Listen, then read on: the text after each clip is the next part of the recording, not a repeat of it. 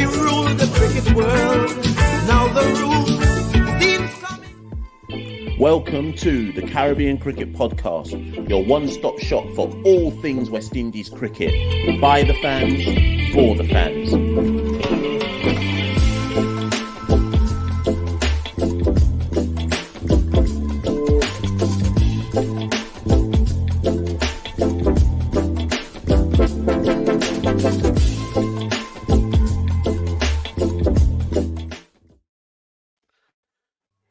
Yes, ladies and gentlemen, welcome back to another edition of the Caribbean Cricket Podcast. I was just backstage speaking to Santokie, and I said to him, Santokie, I'm tired. I'm tired out here. The jet lag, the jet lag is absolutely finishing me right now. But can't stop, won't stop. Live show, 30-minute special. Listen, Santokie, I'm back with the draw. West Indies are up.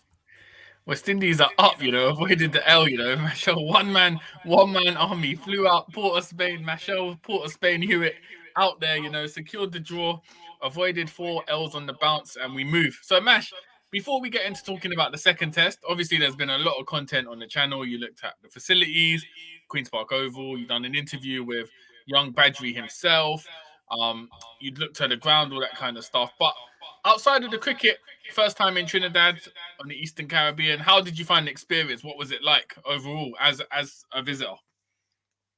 Yes, I'm about to offend loads of Trinis here.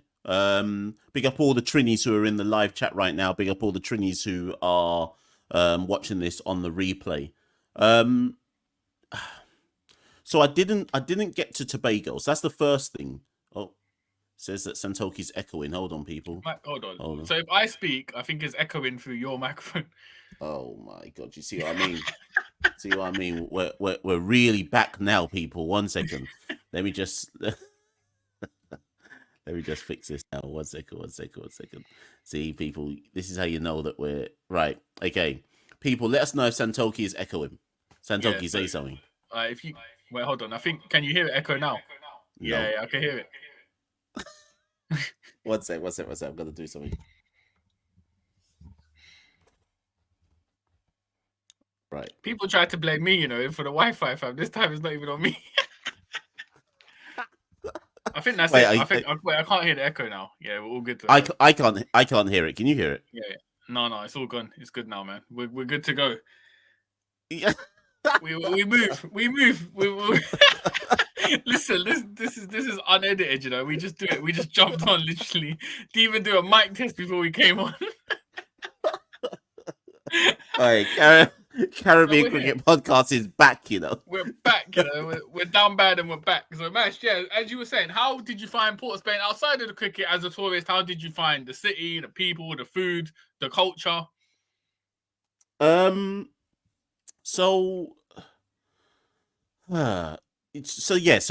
was I saying? Yeah, so I didn't get to Tobago. So first things first, I have to kind of throw that into consideration. And all of the people from Trinidad and Tobago would obviously say that, well, if you didn't get to Tobago, you didn't see all the good beaches, etc., etc. I will just say this. I'm about to offend loads of Trinis, Trinidad isn't a natural. Okay, so let me give this story. When I got to Piarco airport to go home, I was like, obviously, when you get to the airport and you're doing like the gift shopping to go back home and so on and so forth, you're getting your gifts for people, etc. I went into the gift shops at Piarco and I was like, all of this stuff is horrible. And I couldn't find anything that to me really I couldn't find anything that really kind of stood out to me and made me think, yeah, this is quintessential Trinidad. Yeah, I'm gonna bring this back to show people what Trinidad was all about. And so but other man just cussed out the whole tourism industry. Listen, man, all potential sponsorship in the future for Trinidadian government is gone out here. Well, listen, Trinidad Trinidad was awesome. Ultimately, the people that I met in Trinidad. So let me just shout out a few people. Obviously, Devon, who does all of the thumbnails for Caribbean Cricket Podcast. Met Devon on, I think, day 5. Fireball, who's in the live right now. Panda, Dylan. All of the editing that everyone saw for all of the videos, that was Dylan. So big up Dylan. Big up Trini Werewolf. Big up Brian and all of Brian's friends. Big up Dan, who got me from the airport and took me around to various different places. I'm probably missing some people out.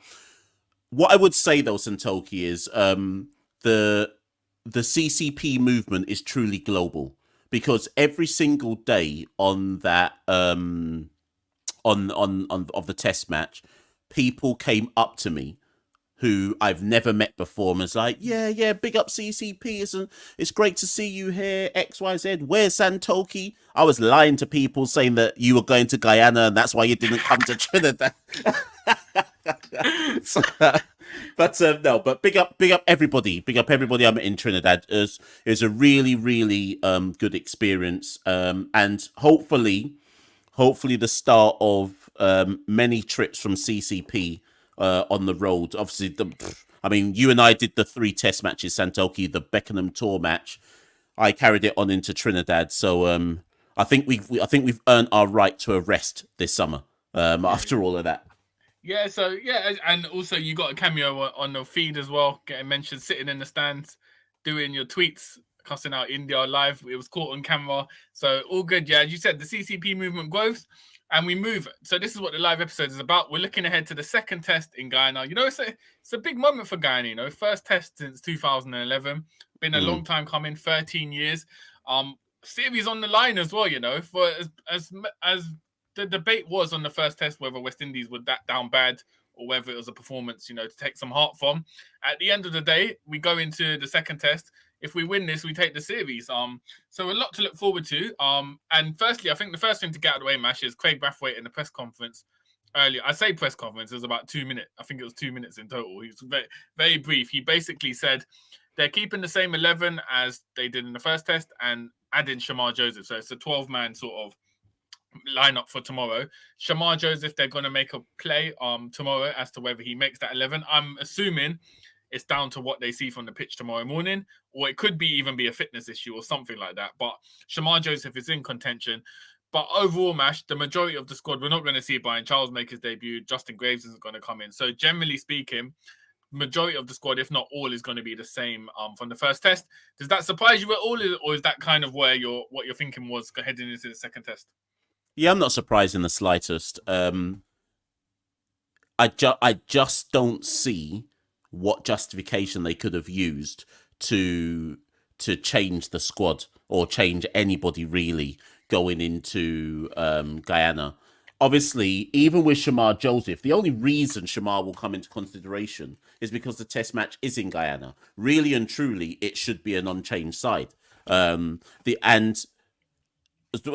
a lie. It's not just because it's in Guyana. The second reason why Shamar would come into consideration is because we lacked at Trinidad or at Queen's Park Oval, we lacked an out-and-out quick pacer. It must be said that the track at Trinidad, or I keep saying Trinidad, the track at Queen's Park Oval wasn't as simplistic as, have you got some raw pace, therefore you're going to have a good time of it. You've got to bowl with control. You've got to bowl with great skill, which is effectively what Kikiso Rabada did in the latter part of our first innings and some of the second as well. Warwican outbowled Multi. Yeah. So here's the problem we've got.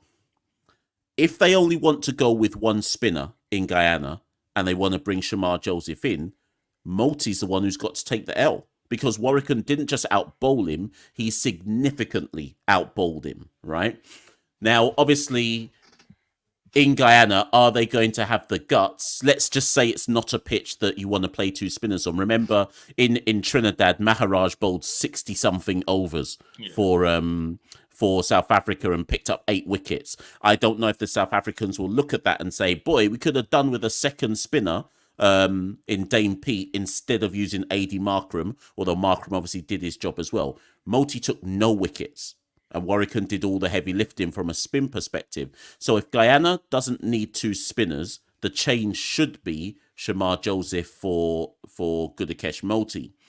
If Guyana does need 2 spinners, then Multi and Warwican play, and then the only change you can make is if they decide, okay, we're at a stage with Kemar Roach now where we manage him rather than just playing him in every match, in which case it would be Shamar Joseph for Kemar Roach, but then you're losing control if you take Kemar Roach out the side. And also, respectfully, Santokie, we're not England or Australia or India where it's test match after test match after test match and a 5-match series or a 4-match series. We don't have the luxury more often than not to say, oh, let's bring next man in. More often than not, we just have to play our best side because it's only a 2-match test series. So I hear everybody who wants to bring Shamar Joseph in, but it's not as simplistic as that for me. Yeah, it's an interesting one because we've had this debate about how West Indies haven't kept faith in, one spinner. We've seen it with like a Pamal or something. Or Akeem Cornwall, they play 1 or 2 tests and get dropped. So the Warwican one's interesting for me. Obviously, Warwican played better in the first test, but then Moti's been the leading spinner for the past 2 years across all formats. So I get obviously Warwican's in form, but then if you drop in Moti just based on not performing in 1 test, it's a harsh sort of criteria to drop him on. And especially since that second test is in Guyana, you'd imagine you know the pitch very well. Craig Brathwaite alluded to the Guyanese players, so I'm assuming Shamar Joseph and Moti knowing the pitch very well and being expected to perform there. So, but then on the flip side, it'd be harsh to drop Warwican. He was the leading wicket taker in the first test. But I just think if it's between Moti or Warwican, they'll go for Moti. Just based on the fact it's in Guyana and he's someone who they've earmarked long term as the number 1 spinner. If you're dropping Moti, it's not a good look for the sort of development of him. So I think they'll go Moti. But also, as you said, Mash, if it's a pitch for spinners, do we see Roach come out for Shamar Joseph? Do they go with Shamar Joseph? So it'd be interesting to see that. I think in all probability, I think it'll be the same 11, to be honest. I think Shamar Joseph has been added. Maybe to get more Guyanese people to come to the stadium, just say, Shamar Joseph will make a call on the day, but I think realistically they'll stick with the same 11. And it'll be interesting to see how the pitch at Providence turns, if it's similar to what we saw at Queen's Park Oval, if it's got either more turn or if it's a more placid pitch. So that will be interesting. But I guess, Mash, as always, the running story for West Indies cricket is with Moti and Warwican in the squad, I expect them to take wickets in Guyana. The question is, can we put up the runs in Guyana? Who's going to lead the line? Obviously, we saw promise from Alec Afanase, continued promise from Alec Afanase. But with the rest of the top order as well, someone's got to dig in and sort of get the runs at Providence in the first place. Yeah, and I think this is probably the right point to bring up Craig Brathwaite. So I don't know if you picked up on it, Santokie. There's probably a couple of people in the live chat right now cussing about him. Do you remember a couple of weeks ago, probably just before I went to Trinidad, I think the point you made was you said that something along the lines of the only reason why people are suddenly coming for Craig Brathwaite is they're bored and they don't know who else to cuss out. So now it's time to cuss out Craig Brathwaite. Now, Craig obviously got out twice. Well, got out twice, obviously. Both ways he got out at Queen's Park Oval were horrendous. The first one, he didn't slide his bat in and was run out for 35, having faced 112 balls. The second innings, he said in the post match at the end of the day, he said that he wanted to kind of show some intent at the beginning of the reply. He said it was poor execution on his part, but because of the manner in which he got out, it just led to an internal cuss out because he faced 3 balls from Maharaj, tried to deposit him out the ground for a 6 and I think just skied it to sweep a cover for none, and that was the end of his test match. Now, I will be transparent and acknowledge the fact that tons of people after those 2 dismissals atted me, atted CCP in the comments of various videos. Got to drop Craig. Got to drop him as captain. Got to drop him as a batter. And every single one of those people, I kept replying to them saying, drop him for who? Who are we dropping Craig Brathwaite for?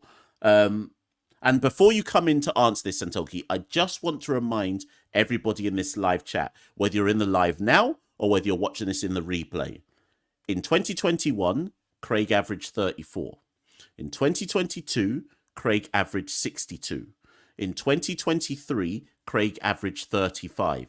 Is Craig having a subpar 2024? Yes. So are we saying, Santokie, if we're to listen to the uncles, that because Craig is having a bad 2024, that's it now, enough of him, it's time to go? Where do you... I'm not saying that he must be... I'm not saying he's above criticism. No one's above criticism or constructive criticism. But what type of down battery are we in where we're considering dropping Craig Brathwaite? Yeah, first free Chanderpaul, denied a homecoming, is that in that opener spot, flown into Providence. But yeah, in all seriousness, obviously Craig Brathwaite's not having the greatest 2024, but I think he's got enough credit in the bank to sort of earn that period. All batters across world cricket are going to have periods where it's a lean period and not putting up runs. We have seen some questionable shot selections. I kind of get it, though. He's trying to take the lead in a lot of situations and play attacking, which isn't his natural game, as we know. And that's where I think he's struggling and playing a bit reckless shots. But I can understand why there might be question marks over his captaincy. And the theory would always be that, some players perform well once they've got the burden of captaincy taken away from them. So I can kind of see that argument. But to drop him from the side is ridiculous. He's one of the few quality, consistent batters we have in the side. And you'd imagine if he doesn't come good in the next test against South Africa, surely against Bangladesh, he'll come good. So this is interesting. So Sherwin saying drop Craig as captain. He lacks the leadership qualities. I don't think he lacks the leadership qualities. He's demonstrated it since he's taken over in 2021. And he has, we saw at the Gabba, his ability to galvanize players and galvanize the team. He has got that. I do think Mash, in terms of being proactive, he does sometimes seem to be behind the game, makes questionable decisions. But again, I still don't think it's enough to say he's a terrible captain. We need to drop him. And I don't think Josh De Silva is ready to be captain of the West Indies side. I think that's a lot. Josh De Silva's obviously been earmarked as the long-term replacement. I don't think at this point in his career, it would benefit his game to be made captain. So again, like where you asked, who would replace Brathwaite as opener? Who would we replace him with captain? Are we going to throw Josh De Silva into the fire pit and make him captain? So I think for now, I'm happy with Brathwaite to remain as captain and opener. So I just want to address that captain thing. I can't remember who I said this to, but it certainly was today. West Indies have reached a point in cricket where there is nothing, literally nothing, to be gained by replacing a captain. We're at such a level, and that doesn't mean I'm saying we're bad. I'm just saying it. I'm just saying that we aren't going to gain anything. A new captain doesn't change anything about West Indies cricket right now because the players are still the players. It's not like a new captain comes along and suddenly gets a brand new set of players. They're still the same players that they're going to have to captain regardless. So if I'm honest, anybody who says drop Craig Brathwaite as captain, I have to question your cricket acumen. I have to question if you've got any sense whatsoever, because what do you think that changes? What does that actually feasibly change right here, right now?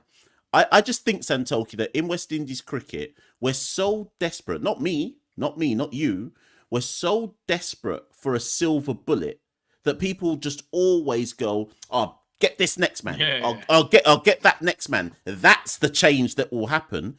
Every single individual change that people call for, we're beyond all that now.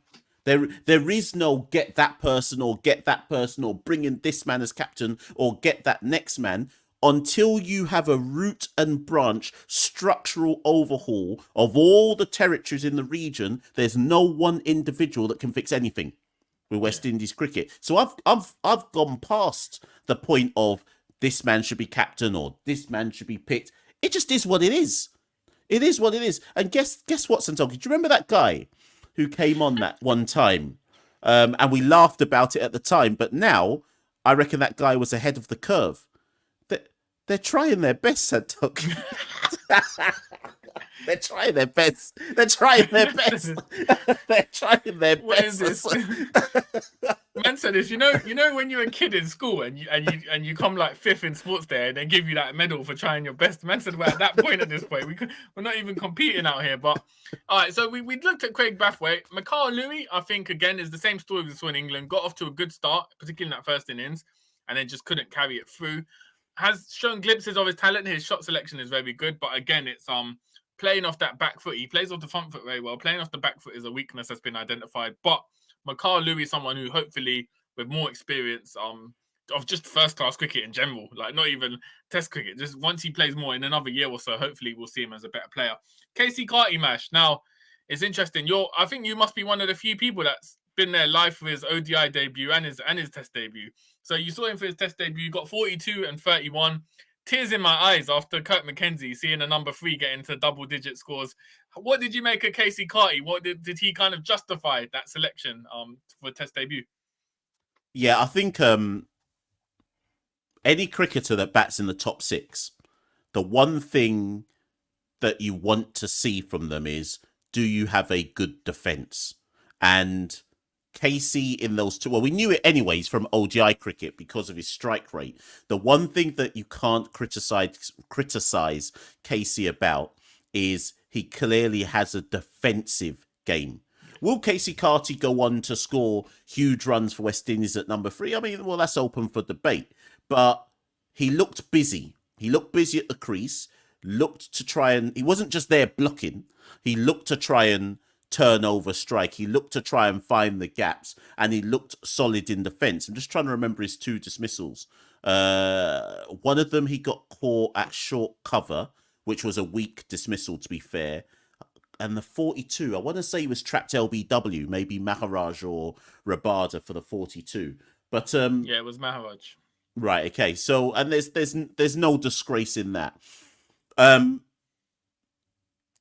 think all I need to see now with Casey Carty is they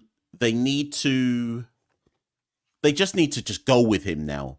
So if they moved Kirk McKenzie out after 6 tests, I don't want to see 6 tests from now. So that would be 1 versus South Africa, 2 versus Bangladesh, 2 versus Pakistan.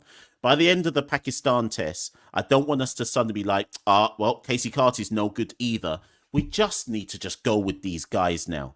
And I recorded another podcast earlier today, and I'm going to say it on our podcast.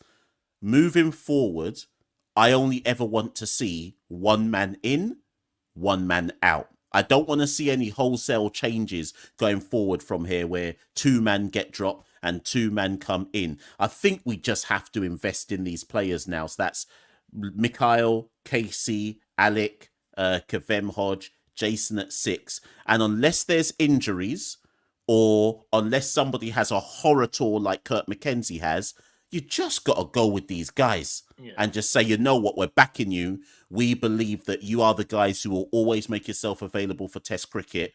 You're the guys. Yeah, I completely agree. I think you got to go with them, especially South Africa's tough. As much as they haven't played that much Test cricket, there's still a good quality Test side.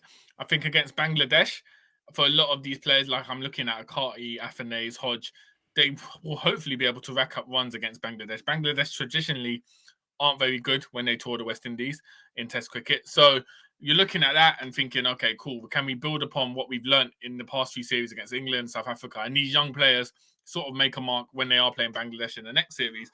And yeah, I don't think we should ever make wholesale changes.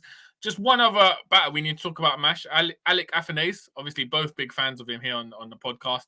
92 in the second innings, is good flourish of shots, his attacking innings. And from what I saw on TV, Mash, you might be able to clarify more. I assume basically he basically got out because it looked like there was rain on the way imminently, and he was trying to swing to get his 8 runs to 100. So he fell short of a century, unluckily. But overall, the standout innings for West Indies in that test. Yeah, and first things first, we have to remember that Alex 92 was the top scorer in the entire match. So it wasn't just the best score for West Indies. No one bested him on the South Africa side either. I'm really happy for Alec because he was under scrutiny in this test series. He's had a lot of good or pretty starts and really not kicked on. Obviously, he got that 82 in England, and I think the next stage now for Alec. Now he's got this 92. The next stage for Alec is to just, I don't even want to say show consistency, but he should be targeting now that in a test match series, there's got to be a minimum of 2 scores of note from Alec Athanaze, because he's a number 4 bat, and your number 4 bat can't just have 1 score of note in a test match series. So he's got his 92 now. He should be going to Guyana saying, now let me build on this. Let me get another 50 to take away from the series. So good for him. I think that will certainly put the vultures to one side for now. And I think it just helps people like us who've got stocks in Alec, and maybe those who are not as convinced about Alec Athanaze. It's about the eye test. It's about the eye test. Alec passes the eye test, but you do also have to have the numbers to then back it up. And it was a critical innings in that regard for Alec in terms of justifiable numbers to back up all the promise and talent that everybody says that he has. And it's like you say, Santokie, I hope all of them are looking at that Bangladesh tour coming up at Christmas and saying, yeah, that's when I'm really gonna make my mark, because they have to be targeting it. Yeah, and I know some of the comments saying Alec averages 27, but look at the tests he's had to play so far. Like essentially India, Australia, England, South Africa. So, and he's just starting. This is his first year. So hopefully he can improve. And also, Mash, if we're going on to averages, the metric average West Indian batter, international batter, is averaging 30 and under anyway. So it's not like if he does go above 30, it's great, but it'd be above average for this current side. So yeah, I hope to see Alec Athanaze build upon that. And should we talk about, was there anything you want to talk about the bowling? I know it was a tricky one because the South Africa's second innings was essentially them just trying to get as many runs as possible. They were just swinging regardless. So it was very tough for the bowlers. But in that first innings, Roach got 2 wickets. I think Seals picked up 3. Jamal Warrican was the standout 4. Firstly, let's talk about the spin, Mash. So obviously it was a surprise for most of us, including myself, to see Warrican outperform Moti. Was it a case from what you saw, the eye test, Warrican bowling exceptionally well, or was Moti having a bad day at the office, bad test at the office, or was it a combination of both? Like what did you make of sort of the differences between the 2 spinners in that test? Yeah, I thought it was it's the worst test match I've seen Gudakesh Motie play for the West Indies. I think he took too long to work out what was needed on that wicket. It certainly, to the naked eye, it looked like he was bowling way too quick for that track. Whereas Maharaj and Warrican seemed to more be bowling wicket to wicket. Yeah. And when I spoke to Jamel on day 3, I think it was, I asked him what, and those of you who are patrons, you can see the video on our Patreon account, the full interview. And I asked Jamel, like, what was the key to you getting the wickets? And he said, you've just got to slow it down. You've got to slow your pace. You've got to go wicket to wicket, and you've got to add just slight, subtle variations in. And Jamel was really honest, because he was like, you're not going to bowl anyone down on this wicket. But what you can do by slowing it down is test the batter's patience. As long as you can land it on the spot over and over and over again, it's a test of will. It's a test of patience. So this is why I found it intriguing that some people were saying, the Queen's Park Oval favoured spin. It didn't. It really didn't. In fact, Fireball was there with me. The pitch wasn't helping. It wasn't helping seamers. It wasn't helping spinners. But it did help bowlers who were disciplined and patient. Because then it's about testing a batter's ability to be disciplined and or patient. So as you said at the top of the show, Moti, assuming he gets picked for Providence, shouldn't need any guidance as to, this is what you should do. It's supposed to become second nature to him as to, this is how I'm going to be bowling at Providence, which is why I would be surprised if they didn't play Moti at Providence. Yeah, it'll be interesting. I know Craig Brathwaite mentioned after the match that, if it wasn't for the rain, West Indies had a good chance of winning. But I think if we're looking at it objectively, South Africa would have come out of that test match with more confidence. They sort of had the impetus. They took a first inning lead. They declared, they set us the target, so they were very much in control. So I think heading into that second test, I think it's fair to say South Africa are favourites just based on that first test. But you never know how the pitch is going to play and how the players will react to the series being on the line. So it makes for a very interesting contest, Mash. What are you going to go for a prediction? What are you saying? Let's rule out rain. So if it doesn't rain, who do you have as your victor in the second test? If the only way I can see West Indies winning this test match is if they win the toss and bat first. That's the right. Okay, I'm assuming that the Providence pitch will deteriorate by day 4. I'm not even saying it's going to go to day 5. Let's just assume the Providence pitch deteriorates by day 4. One of the things that's not been spoken about a lot is that pitch at Queen's Park Oval was definitely favoured the side who won the toss and batted first. Whilst it didn't deteriorate, that was the batting first was the best time to bat on that particular wicket. So I think the only way I can see West Indies winning, which would be a shock. Let's not try and pretend that it would be, that's an expectation. The cricket world would be shocked if we beat South Africa at Providence and won the series. So I think we need to win the toss. We probably need to bat first, and then you go from there. I think if we can add scoreboard pressure on South Africa, then we're in the game. If South Africa bat first at Providence and put up somewhere between 350, 450, boy, it's a long way back from there. It's going to be a long way back. So that's kind of the equations that I'm dealing with. Let me ask you this, Mash, to wrap up now. If West Indies were to lose comprehensively to South Africa, do you think there'll be any pressure on the role of Andre Coley as head coach? Or do you think at this point it is what it is? There won't be anything? Because bearing in mind, obviously, we got the Gabba result, but then you've got 3 L's against England. You've got the washout against South Africa. And if we do lose to South Africa, it'll be a long period of losses of results. Or do you think, bearing in mind his contract is only till next year anyway, do you think there won't be any sort of pressure or decisions made about his coaching skill? Because he's essentially working with what we've got left in the region. So Coley's... When did Coley take over? Was it that South Africa tour last year? Or was was he in charge at Zimbabwe? I think he was, Yeah, it might have been Zimbabwe. Yeah, Zimbabwe. So his record then must be 1 versus Zimbabwe. 1-0 series win versus Zimbabwe. 2-0 series defeat away versus South Africa. 1-0 series defeat at home versus India. 1-1 draw away in Australia. 3-0 defeat to England away, and possibly either a 1-0 win or a 1-0 defeat at home to South Africa. Me personally, given that between numbers 2 to 5, we've got a total of 20 test matches between number 2 to number 5, I think it would be harsh. I don't think any coach in the Caribbean or outside the Caribbean does any better. If you've got the same pool of players where you've basically just blooded them in and said, come on, this is a new generation that we're going with only 20 test matches between them all. I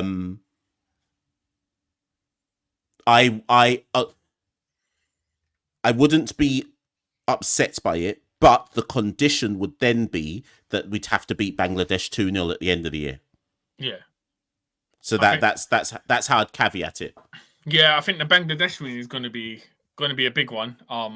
Again, I think if you're a higher powered cricket West Indies, you'd expect the results to go the way they do against South Africa and India and England. So it is what it is. But I think the Bangladesh might be when you see scrutiny on it. But I just thought I'd throw that in there because it's an interesting one. Because cricket is different to football. You never really mention the head coach or anything really. But it'd be interesting to see what the reaction will be if we do lose to South Africa. But Mash, we rally. We'll be there watching on TV. West Indies against South Africa, series on the line, Guyana, Providence. It'd be interesting to see how many fans show up at Providence. Obviously, I was about to ask you about that. I was going to say, would you? I think it'll be similar to Trinidad. I can't, just because of the same economics and social reasons. People have to work. It's a Thursday, maybe day 3. If it goes to day 3 and it's still even, you could see a good crowd. But I think we'll see slightly more than Trinidad just because Guyana hasn't had Test cricket. Trinidad's had Test cricket last year against India. Because Guyana haven't had it, you might see slightly more. But I definitely think on cameras, it will still look like an empty stadium. I don't think we'll see a massive disparity between the two. Yeah, I think if we're still in the game by Saturday, which would be day 3, I would be, because the thing is, let me try and defend the Trinis here. Not that I'm saying that there would have been more people on the Saturday. Was it Saturday? Was it day 4? Day 4. Day 4 was Saturday of the Test match, right? And it rained in Port of Spain, so there was no cricket up until 3:30 in the afternoon. So, in fairness, I never really got to test out whether the attendance would have been better on the weekend, because even me, I was just sitting in the hotel. I didn't even bother going to the cricket. It's only when somebody rang me at 3 o'clock and said, Mash, the cricket's starting again in half an hour, that I bothered to go to Port of Spain. So I never really got to test the metric of would there have been more people on the Saturday if it hadn't basically rained out the match. So let's see by day 3 and 4 in Guyana if there's over 1,000 people. Let's just work with that and see what happens. Yeah, and Fireball saying about CPL. Yeah, so in Monday in Guyana, they opened the tickets up for CPL and it was rammed. People queuing up for hours to get CPL tickets. So again, that shows the disparity. There is obviously a love for cricket in the country, but I don't know whether there's a love for Test cricket on a weekday with the current West Indies side, basically. So I'm not expecting massive crowds, but it'd be interesting to see if they'd get above the 1,000 mark. And looking forward to it. So Mash, that's it. People asking me, why am I so keen to wrap up? Obviously, Mash is jet lagged, down bad out here, landed in England today. We said we'd keep this to half an hour. We'll do some more analysis during the test, reacting to, performances as it moves. We might do end of day reviews. We'll see how it goes. So Mash, final word to you. Yeah. Just as we started at the top, just again, big up everybody who made me feel so welcome in TNT over the course of the test match. Won't say the names again, but you all know who you are. Thank you so much. CCP went global for that test match, and we'll see. I'll see if I can try and make somewhere else in the next 6 months or so. But thank you to the TNT public, and as ever, CCP will be rallying for the Guyana test. Everyone lock in and join the Discord. Like the video, share the video, subscribe. Become a patron. Oh, sugar. Speaking of that, I missed the super. I nearly missed this. Frank. Sorry, Frank. Nearly missed this one. Sorry, Frank. Thank you, Frank, for the super chat. Alex has the eye candy stuff. Who? Alex Athanase? You sure? I don't know any other Alex. It was someone of them. Frank's moving to Alex, boy. But thank you, Frank. Thank you, Frank, for the super chat. Much appreciated. And anybody else, like, share, subscribe for the way out, become a patron, etc., etc. And we'll be back soon. Santokie and myself. Test match starts tomorrow. See you all very, very soon. We rule the cricket world. Now the rules seem coming. Welcome to the Caribbean Cricket Podcast, your one-stop shop for all things West Indies cricket. By the fans, for the fans.